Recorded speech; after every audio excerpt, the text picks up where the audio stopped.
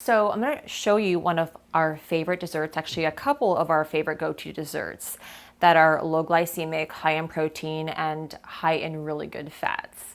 You're going to love this. So if you don't have a dairy sensitivity, we'll have dairy in moderation, again, the raw cheese, or we'll do raw milk once in a while. And today I have some organic heavy whipping cream, and I'm just going to show you a delicious low carb, low glycemic dessert that we make with heavy whipping cream. It's very easy, just a few ingredients. So what I'm going to do is I have my electric mixer and I'm going to start it up here. Okay. All you're going to do is you're going to pour the cream in.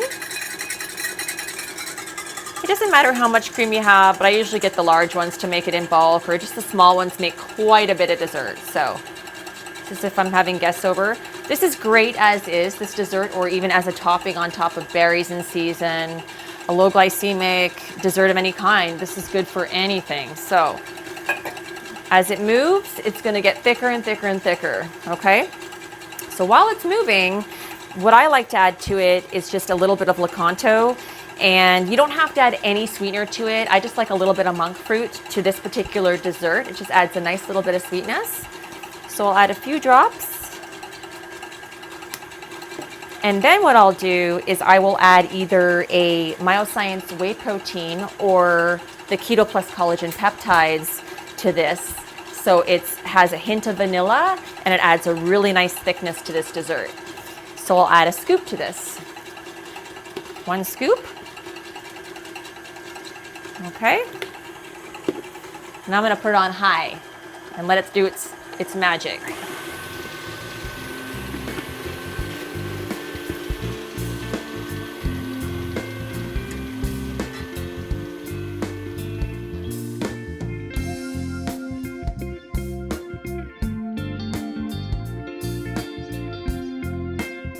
Oh, this is thick and dreamy, creamy, and it is our go-to. And I'll find that when I'm choosing a short feeding window, I keep desserts quite the same so that, you know, you're not overindulging, you know what you're getting into, and it's the same. It's just enough to kind of finish the meal and to get all different senses. So you have your savory, your sweet, your umami, and then a little bit of the sweet dessert to finish off the meal.